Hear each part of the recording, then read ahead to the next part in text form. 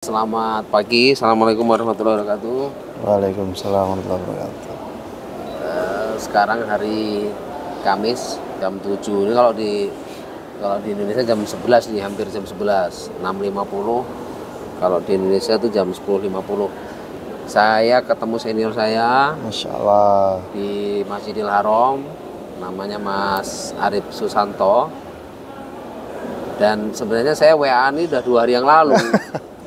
Tapi saya kemarin ngambil mikot lagi di setelah dari Padang Arafah, saya ambil mikot lagi. Jadi malam itu saya ngambil umroh lagi. Oh, Masya Allah. Terus setelah tawaf sa'i, habis itu saya tahalul, malamnya kecapean ya. Iya, ada juga makanya nggak ngomongin karena Iya. wah ini pasti kecapean ini kan. WA habis subuh, Mas gimana? Dia bilang, aneh juga di Masjidil Haram, nggak ada, ketahuan. Tak tengah-tengah di sini kok nggak ada, sampai berdiri ketahuan. Qadarallahnya ya. Saya kenal Mas Arif ini sebenarnya dulu di Jogja itu kami bikin namanya kelompok kultural lah. Kelompok-kelompok teman-teman kami yang ya kami genit lah, dianggap genit, mengkritisi sesuatu yang tidak mapan-mapan amat ya. Sudah sesuatu tidak mapan kita kritisi itu kan ya nggak jelas akhirnya. Tapi saya sih melihat ada kegigihan tentang gagasan ya. Saya kenal Mas Arif ini orang yang sangat menghargai dialektika. Saya kira ini yang penting dari kehidupan kita sebagai manusia ya. Kita selalu berupaya untuk mempelajari hal baru ya kan, menemukan hal baru, dan mudah-mudahan hal baru itu bisa kita terus jadi tanaman kebaikan di setiap hal baru yang akan kita kerjakan. Nah, tadi ngobrol-ngobrol singkat sama beliau sekarang juga lagi menghidupkan persatuan umat Islam. PUI. Apa itu Mas? PUI itu apa Mas? Saya itu tahunya tuh organisasi yang besarnya di Jawa Barat ya. Betul. Itu PUI itu gimana tuh? Jadi PUI itu memang ini organisasi yang tidak banyak orang kenal ya. Jadi saya kalau tidak banyak orang kenal, tidak banyak orang tahu gitu. Padahal kalau sedikit dikomparasikan sebenarnya kalau NU itu ormas yang lahir dan tumbuh di Jawa Timur, Muhammadiyah itu di Jogja. Sebenarnya kan di era itu kan hampir sama saudara itu membangun ormas-ormas masing-masing. NTB punya ormasnya sendiri, di Makassar punya ormas sendiri, gitu kan. PUI itu lahir tahun? PUI itu sebenarnya gabungan dari 2 ormas. Jadi kalau misalnya kita bicara Masyumi itu kan gabungan beberapa ormas saat itu ya, Masyumi. Nah, 2 dari pendiri Masyumi itu melebur menjadi PUI. Ada Persatuan Umat Islam Indonesia itu di Majalengka, yang satu ada Perikatan Ulama itu di Sukabumi. PO nyebutnya, Perikatan Ulama. Oh, zaman dulu ejaan Swandia. Nah, 2 ini bahkan ketika Masyumi mulai bubar, 2 ini malah bersatu. Lahirlah PUI. Oh, jadi dulu Masyumi itu kan organnya adalah NU, Muhammadiyah, POI, PUII, nama PUII, dan mungkin ada beberapa yang lain mungkin gitu loh. Nah, ketika mulai rontok satu persatu, 2 ini bergabung tahun 58 kalau nggak salah, 1958 berdirinya bersatu. PUI ini. Bersatunya. Tapi historinya kita ngambil dari pendirian PUI tahun 1917. Lama juga ya. Jadi ini adiknya Muhammadiyah, kakaknya NU. Itu. Oh iya, karena Muhammadiyah 1912, NU 1926 gitu, di dan 17. PUII ini berada di tengah-tengah 1917. Tengah itu gitu loh. Terus apa selama ini yang dikerjakan di PUI ini apa ini? PUI ini Siapa pendirinya? Pendirinya itu ada 2 orang, Kiai Haji Abdul Halim, itu dari Majalengka. Misalnya Kiai Haji Ahmad Sanusi, ini beliau dari Sukabumi. Kalau Sukabumi memang karakternya pemikir. Jadi kayak Haji Ahmad Sanusi ini pada zaman itu dia sudah menulis 100 kitab. Oh. Gitu loh. Itu kalau bersinggungan nggak dengan Persis? Persis itu sebenarnya Persis itu malah lahir di Bangil. Madura. Malah di Jawa Timur lahir Persis ini. Ahmad Hasan itu di Jawa Timur malah. Jawa Timur ya. Lalu memang mereka sekarang cukup besar di daerah Kabupaten Bandung. Oke. Gitu. Dan memang secara karakter orang memang ini membesarnya di Kota Bandung. Jadi orang perkotaan lah gitu loh. Sementara PUI ini kan ada di Sukabumi Majalengka yang itu relatif kabupaten lah gitu loh. Gitu loh. Nah memang PUI ini ketemu momentum ketika Aher menjadi gubernur 2017 kalau nggak salah. Jadi Aher ini kan saat itu masih ketua DPRD DKI ya, ketua DPW kalau nggak salah, DPW. Artinya orang PKS Jakarta yang memang kebetulan dia menjabat sebagai ketua PUI juga. Oh, pernah jadi ketua PUI. Saat mencalon tuh posisinya sebagai ketua PUI. Justru dari beberapa diskusi teman-teman, faktor kunci kenapa Aher menang tuh salah satunya adalah faktor PUI. Oh, gitu ormasnya gitu loh. Nah, ormasnya memang sejak situlah kemudian PUI mulai kembali dikenal gitu loh. Tapi PUI sebenarnya tidak punya afiliasi ke PKS. Sebenarnya di bawah itu di grassroots itu Masyumi. Oh, oke. Jadi garisnya itu di bawah itu berapa itu ada yang banyak ke P3, ke PBB gitu loh. Jadi garisnya garis ini. Di Majalengka malah basis PUI itu Masyumi yang kalau daerah-daerah Indramayu itu Masyumi yang ke Golkar. Oh. Ini ya kayak NU kan bisa kemana-mana. Iya bereswa gitu. Jadi sebenarnya sekarang ada yang ke PSI. Betul gitu ya. Betul. Meskipun tadi di beberapa kursi PD karena tadi ya. Tapi PUI mayoritas banyak yang ke PKS. Struktur ya Aher gitu. Beberapa daerah itu memang ke PKS. Meskipun tadi kalau bicara heterogenitas ya di PUI itu ya sangat heterogen. PKB ada yang ke PKB, ada yang P3, ada yang... Gini, secara umur kan dia sudah tidak bicara partai harusnya ya. Iya. PUI harus lebih besar dari partai politik cara berpikirnya harusnya ya. Kalau Muhammadiyah diidentikan dengan PAN kan Muhammadiyahnya harus lebih betul. Lebih hebat lah dari PAN. Beyond lah. Ya harus melampaui itu karena kita bicara keormasan ya. Selama ini jejak-jejak kegiatannya PUI apa, Mas? Memang perlu diakui selama ini karena tadi ya karena memang dua tokoh utama PUI ini kebetulan orang PKS gitu loh memang dan tadi beberapa potongan sejarah tuh PUI ini banyak tiarapnya saya memang juga di kita beberapa anak muda di PUI mulai membangun gagasan-gagasan baru mulai membangun pergerakan baru untuk tadi istilah itu kalau bahasa ketum itu PUI itu sedang masuk ke usia abad kedua, yang itu kita butuh mujadid baru gitu. Iya. Nah ini yang sedang sebenarnya kita ikhtiarkan. Dan gitu harusnya beyond partai politik. Nah itu yang sedang makanya kemarin sebenarnya di PUI kita bereksperimen. Ini pertama kali dalam sejarah itu ada split. Selama ini kan berapa kali pemilu karena tadi NPS itu ya semua ikut ya nurut PKS gitu. Sekarang kemarin kita ada relawan yang ke Prabowo, ada relawan yang ke Anies gitu loh. Dan ternyata meskipun di awal cukup tegang, tapi ternyata sekarang ya cair dan menjadi hal biasa. Bahkan muncul kesadaran bahwa ya emang ormas harus lebih besar dari partai gitu, punya angle yang posisinya lebih bagus gitu loh. Bu itu punya ini nggak kegiatan-kegiatan kultural nggak, amalan-amalan kayak teman-teman Nahdien? Sebenarnya kalau secara kultural memang cukup mirip dengan Nahdien di bawah itu ya. Maksudnya memang kalau dari ngobrol-ngobrol dengan beberapa tokoh-tokoh itu emang PUI itu mengambil angle tidak memperdebatkan bab perbedaan khilafiyah itu gitu loh. Jadi ya yang mau kunut monggo, yang enggak ya monggo gitu loh. Tidak gini enggak gitu loh. Jadi kalau secara gagasannya apa sih yang ditawarkan PUI itu? Visi misinya PUI itu punya dua doktrin besar sebenarnya. Pertama itu intisab. Intisab, Allahu Khoyatuna dan seterusnya. Yang kedua punya agenda yang sebenarnya sudah clear gitu loh. Kita punya nama Islahu Samaniyah, 8 agenda perbaikan. Jadi kayak PKB itu malah. Iya gitu loh. Perbaikan PKB. Nah, iya gitu. Ada perbaikan dari perbaikan akidah, perbaikan umat dan seterusnya gitu loh. Artinya sebenarnya secara agenda relatif sudah jelas. Meskipun tadi operasionalisasi inilah karena tadi kelamaan tiarap gitu loh. Ideologisasinya apa kayak ini ya, malah nggak kebentuk. Nah, artinya tadi syiar ke dalam, apalagi keluar tentang bahwa kita punya gagasan ini, punya agenda ini, memang itu belum terbangun baik. Bahkan ada beberapa bulan lalu keliling Jawa Barat pun, beberapa itu masih banyak yang nggak tahu PUI itu apa di Jawa Barat sendiri gitu loh. Padahal berdiri sejak 1917. Baru 12 gitu loh. Artinya ini memang tadi Kantor pusatnya di mana? kantor pusat di Pancoran.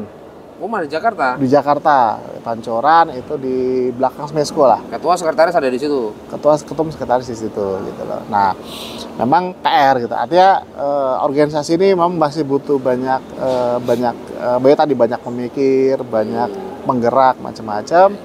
Tapi kita pikir juga ini adalah potensi juga buat anak-anak muda tampil gitu loh. Kan kalau organisasi yang lain tuh kan ya isinya sudah pada senior kan gitu loh, gitu loh. NU senior Muhammadiyah. Nah, ini saya pikir ini peluang nih buat anak muda untuk yang punya gagasan, punya ini, yuk kita set up bareng-bareng ini gitu loh. Jadi PUI ini sedang reborn. Ya, insya Allah begitulah gitu. Ini yang sedang kita ikhtiarkan gitu loh. Iya. Gitu loh. Agenda-agenda terdekat apa, Mas? Kita rencana PUI ini itu akhir tahun muktamar rencana kita. Muktamar akhir tahun ini gitu loh. Kemarin juga baru selesaikan muktamar pemuda. Pekan kemarin muktamar pemudi itu baru selesaikan gitu. Ada berapa cabang se-Indonesia ini PUI sekarang? PUI itu sebenarnya kalau coba aktif juga tidak terlalu banyak sebenarnya gitu loh. Jadi belum semua provinsi juga. Di Lampung ada? Lampung ada, Lampung, Sumut, Sumbar itu ada, Sumsel ada gitu loh. Gitu. Nah, memang ini masih jadi tantangan buat sebenarnya pernah ada, cuman mungkin kurang terlalu. Kader-kader apa yang mau disasar PUI ini? Milenial kan mestinya kalau mau besar tuh milenial itu yang disasar. Betul, Gen Z. kita juga lagi mendiskusikan untuk kalau bahasa ketum gini, kalau orang masuk Islam aja butuh sekian menit atau konteks tadi ya, konteks penjaringan gitu ya. Butuh sekian menit untuk syahadat aja lah gitu loh. Nah, kita juga lagi diskusi tentang bagaimana sih untuk masuk PUI juga tidak terlalu rumit-rumit amat gitu loh. Nah, yang kedua memang tadi dari 8 agenda perbaikan itu kita sedang mencoba mengoperasionalisasikan lagi dalam setting program agenda yang punya impact besar gitu. Untuk menjawab solusi generasi muda, iya, adakah dari 8 itu? Tadi sebenarnya kan 8 ini kan agak general ya, perbaikan keluarga, perbaikan akidah, perbaikan ekonomi. Yang ini kita di muktamarnya kita lagi menyusun Renstra 2025-2045 rencana atau 2030 lah gitu. Disitulah kita akan coba diskusikan tentang tadi bagaimana sih terobosan-terobosan dari turunan 8 agenda perbaikan selama-lamanya ini yang menjawab tadi tantangan-tantangan. Misalnya tadi kan generasi milenial yang khawatir dengan menjadi pengangguran dan seterusnya, itu coba kita ini termasuk tema-tema yang lebih ini gitu loh. Kalau ada ideologisasi pemberdayaan, saya mau masuk tuh. Wes, mantap nih. Artinya di dalam 8 itu kita derivasi lagi ke bawah. Kemudian dari 8 itu ada satu yang benar-benar serius tuh. Ngomongin pemberdayaan. Siap gitu. Saya mau urun itu. Masya Allah, itu kan. Bertambah kan energi baru nih buat PUI ini ya. Di Lampung ya. Di Lampung ya. Jauh-jauh. Siap, nanti kita disuruh Kang Agus. PUI itu ngapain dia? Ya, gitu. Ya harus dipelajari ya. Ya, betul. Dari 1917 itu ada jejak-jejak juga ya, ada jejak-jejak pengetahuan, betul ideologi buku-buku yang diproduksi. Kita lagi pengen menggali itu kembali gitu ya. Maksudnya tadi di Sukabumi aja ada 100 kitab yang dilahirkan. Itu kan pikiran. Oke. Itu kan gagasan yang itu. Makanya kemarin kalau beberapa teman-teman yang memang punya cetak lagi tuh, Mas. Iya, punya kapasitas itu. Mulai kita bedah lagi, mulai kita tadi mau cetak lagi atau ada gagasan digali ulang. Pendiri awalnya yang nulis apa? Yang banyak nulis kitab tuh Kiai Haji Abdul Halim. Yang pendiri awal Ahmad Sanusi, Kiai Haji Ahmad Sanusi Sukabumi yang banyak nulis kitab. Jadi agak unik nih. Kiai Haji Ahmad Sanusi di Sukabumi ini tipologi pemikir. Nah, yang Majalengka Kiai Haji Ahmad Abdul Halim ini tipologi penggerak gitu loh. Jadi ini haroki banget, ini mikir banget gitu loh. Harusnya ditemukan itu. Nah, ini yang sedang coba kita, tadi yang anak-anak muda coba kita cari nih, entah Alimul Piak, Kamus Islam, coba kita ekspor lagi nih kitab-kitab klasiknya PUI gitu. Bayangin, pada zaman itu seorang ulama PUI bisa nulis 100 kitab itu kan luar biasa. Iya. Dan 3 pendiri PUI, masuk beliau kan anggota BPU PKI. Siapa aja? Kiai Abdul Halim, Kiai Haji Ahmad Sanusi sama Air Farudin. Ini 3 anggota BPPKI gitu. Air Farudin Muhammadiyah dong? Sorry. Siapa? Saya lupa satu lagi. Nah, itu beliau pendiri PUI 3 ini itu anggota BPPKI. Air Farudin mungkin bukan Air Farudin Muhammadiyah ini yang Pak Air Farudin Muhammadiyah beda, bukan di zaman beda generasi, beda zaman ya. Nah, gitu loh. Mungkin ada Air Farudinnya. Ya gitu. Jadi tiga ini anggota BPPKI gitu loh. Artinya kan pikiran-pikiran beliau juga ada juga dalam formulasi kebangsaan kita gitu loh. Cuman karena mungkin UI ini mandek secara intelektualitas, ya betul. Secara gerakan pendidikan, betul gitu. Kalau saya percaya bahwa pendidikan adalah pemberdayaan adalah pendidikan. Betul. Sebenarnya jalan pemberdayaan itu sebenarnya jalan pendidikan. Betul. Jalan pendidikan nggak mesti diriin sekolah. Ya. Tapi mereka punya kantong-kantong pengetahuan. Ya. Nahdien itu sebenarnya tidak punya sekolah, tapi pesantrennya memfasilitasi orang untuk menjalankan tradisi amaliyahnya Nahdien. Ya, betul. Nggak akan bisa mati itu NU itu. Betul. Muhammadiyah juga nggak akan bisa mati, sekolahnya udah banyak. Ya, selagi sekolahnya UI ada. Ini punya sekolah nggak? Sekolah PAI itu sebenarnya di Jawa Barat itu cukup banyak. Oh, yang terafiliasi PUI. Oh, gitu loh. Jadi kalau mengutuk genealogi NU ya, kiai ini punya muridnya itu kan NU gitu. Syarat jelas. Sebenarnya di PAI banyak gitu loh. Nah, cuman memang karena katakanlah sudah lama tiarap, sehingga memang catatan-catatannya mungkin tidak terlalu rapi gitu loh. Terus Mas Arif di situ sebagai apa di PUI? Sekarang saya tuh kalau di induk organisasi saya menjadi wasekjen. Di pusat? Di pusat. Ngeri kali. Sekarang juga saya diamanai jadi megang lazisnya. Lazisnya PUI? Direktur lazis PUI gitu loh. Ya, jadi ya meskipun itu baru mulai. Lazis PUI kemarin saya dilantik baru sepekan sebelum Ramadan. Oh, belum lama. Belum lama. Jadi masih tadi mencari formula, beresin administrasi, legalitas. Mesti banyak pemikir-pemikir juga ya di teman-teman PUI ini, mesti dicari pemikir-pemikir juga kan ya. Ya, kalau saya berarti makanya kemarin kita ngajak Wibi misalnya pulang dari Turki, itu kan punya banyak kasana kan, itu juga beliau kita tarik gitu loh. Urusan-urusan intelijen. Nah, ya seenggaknya ke jejaring internasional. Nah, cocok lah dia. Kita coba mengajak teman-teman yang tadi yang kan udah jadi politisi Golkar juga kan. Iya, biar PUI nggak dipengaruhi satu partai. Betul, semakin kaya gitu loh. Nanti kalau PUI itu cuman masuk satu partai aja, nggak asik dan biasanya mati lagi. Iya, monoton lah. Makanya ormas ini harus melampaui partai politik. Betul. Nah, diatur partai politik. Gerakan kita kemarin ketika kita bikin relawan itu pun itu sebenarnya membangkitkan kesadaran tadi bahwa karena yang kita libatkan itu sebenarnya ketika kita kemarin bikin relawan untuk Prabowo gitu ya. Itu yang kita libatin justru orang-orang PUI yang non PKS. Oke, Mas. Saya tanya ini, Mas. Kesadaran PUI untuk menjadi inklusif ini akhirnya kenapa nih?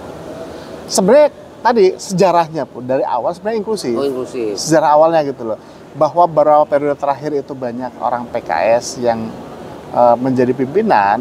Bukan berarti PUI anti PKS ya? Enggak, kita nggak anti PKS. Tapi PUI ingin memberikan ruang bagi siapapun. Siapapun sebenarnya untuk gitu lebih mencintai PUI. Betul. Daripada hanya menjadi kendaraan politik gitu semata. Gitu. Sebenarnya sih bahkan ketika ngobrol dengan tokoh-tokoh PKS misalnya, statementnya clear gitu bahwa sebenarnya ya PUI-nya lebih besar dari partai gitu loh.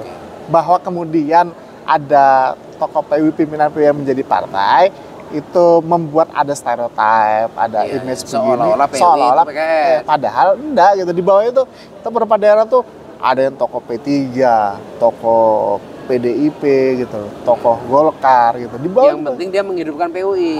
Makanya dia penting kita menghidupkan PUI gitu loh. Bahkan banyak di beberapa daerah tuh ya PNS, struktur PUI itu yang ngisi orang-orang PNS.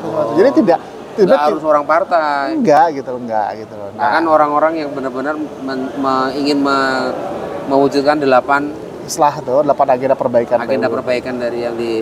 Ya gitu. Nah sebenarnya tadi kalau apakah PUI eksklusif sebenarnya enggak juga gitu loh. Di bawah itu sangat heterogen di bawah itu loh gitu loh. Bahkan tadi ritual itu banyak yang NU juga, yang nggak kunut juga, sebenarnya banyak gitu loh. Dan itu tidak dimasalahkan. Nggak ada masalah gitu loh, nggak ada perdebatan yang bentrok, nggak ada gitu loh. Jadi websitenya ada? Ada PUI or ID kalau nggak salah. Instagram ada juga. Facebook ada. Nah gitu. Ini gerakan tanpa media is nothing. Betul. Takutnya gitu. Sebesar PUI dari 1917 nggak punya medsos. Nah, salah satu meskipun masih belum serius lah, maksudnya belum di push benar-benar gitu. Makanya emang ini PR juga buat saya, teman-teman anak-anak muda yang di PUI untuk coba merebornkan PUI versi muda. Mereborn, bagaimana tadi mengambil pikiran-pikiran besar PW untuk digerakkan, untuk dikemas, untuk disajikan dalam bahasa-bahasa yang lebih diterima anak muda gitu loh. Brandingnya lebih bagus gitu loh. Ini memang PR gitu ya. Maksudnya memang ya alhamdulillah sih dari beberapa senior pun sebenarnya mempersilahkan yuk anak muda mimpin gitu loh. Karena saat akhir tuh menjadi ketua umum PUI itu umur 38. Terus sekarang?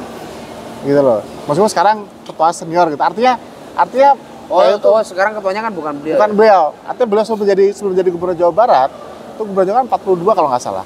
Sebelum itu dia sudah jadi ketua umum PUI, usia 38 gitu. Artinya kan ini sebenarnya organisasi yang menghargai anak muda juga gitu loh. Gitu. Nah, ini yang spirit yang coba ya dengan beberapa teman-teman saya coba, ayo dong, yuk gabung PUI, yuk kita bangun sama-sama ini apalagi mungkin buat teman-teman yang tidak tidak di NU, tidak di Muhammadiyah kan gitu loh. Ya ya nggak ada salahnya kita coba membangun hipotesa. Ya atau teman-teman kami itu harusnya masuk PUI semua, kan nggak punya ormas. Itulah kasihannya kami ya. Iya.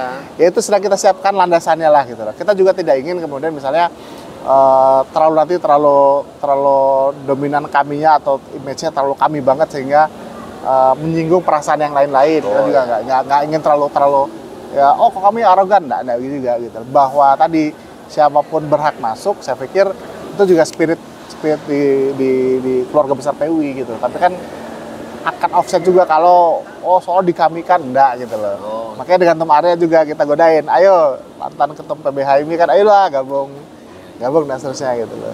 Artinya kita tetap tadi lah orientasinya tetap bahwa ini ada agenda umat Islam yang perlu diperjuangkan gitu loh.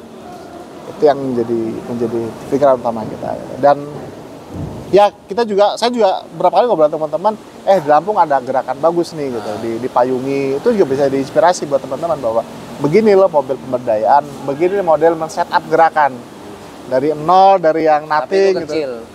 Ya, kampung kecil lah, enggak. Sesuatu itu kan dimulai dari kecil. Kan sesuatu yang kecil itu kan yang kelak akan bermakna. Tapi kalau PUI tadi kan jelas secara genealogi berdiri juga 1917. Betul. Tinggal gimana caranya menghidupkan kembali pikiran-pikiran itu. Nah, memang ini butuh energi muda. Iya. Butuh anak-anak muda untuk apa? Makanya di beberapa kayak ketua DPW Lampung kan masih muda sebenarnya, masih umur 40-an. Siapa itu? Kang Agung, dosen Unila. Gitu. Beliau masih 40-an gitu. Artinya kita juga ngobrol kali kita mendorong ya udah anak muda yang mau gerak, yang mau membangun pikiran, yang punya gagasan, yuk kita bangun nih PUI gitu. Gitu. Oke. Terima kasih Mas Arif. Ya, siap. Untuk kenalan tentang PUI nanti kita lihat di channel Payungi University. Siap. Salam Payungi. Salam Payungi.